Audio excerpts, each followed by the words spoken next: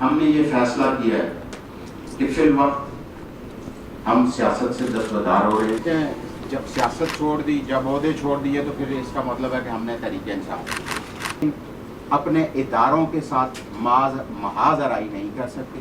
میری کوئی ویڈیو نہیں ہے، نہ مجھے کسی نے دباؤ، اس وقت میرے اوپر کوئی ایسا دباؤ بھی نہیں ہے.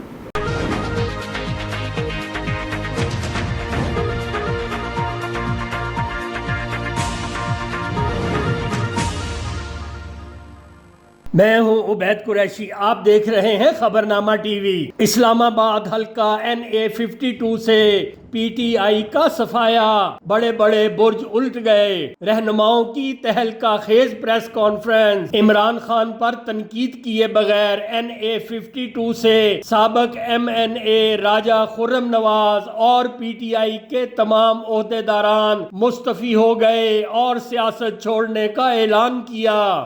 ہم نے یہ فیصلہ کیا ہے کہ فی الوقت ہم سیاست سے دستبردار ہو رہے ہیں.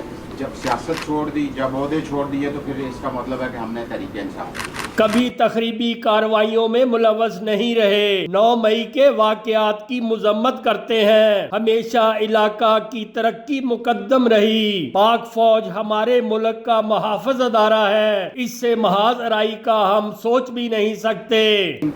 اپنے اداروں کے ساتھ محاذ آرائی نہیں کر سکتے.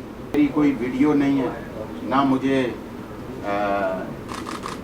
کسی نے دباؤ، اس وقت میرے اوپر کوئی ایسا دباؤ بھی نہیں ہے.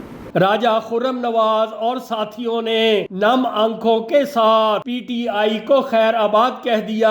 عہدوں سے دستبردار ہونے والوں میں سابق UC چیئرمین ملک اخلاق احمد آوان، تاجر رہنما رانا آصف عزیز، راجہ ذوالقرنین، زبیر خان اور دیگر شامل تھے. ویڈیو کے آخر میں تجزیہ بھی پیش کیا جائے گا. دیکھتے رہیے خبرنامہ ٹی وی، پڑھتے رہیے خبرنامہ میگزین. عکاسی راجہ ساجد، ہمارا چینل سبسکرائب کیجئے. شکریہ.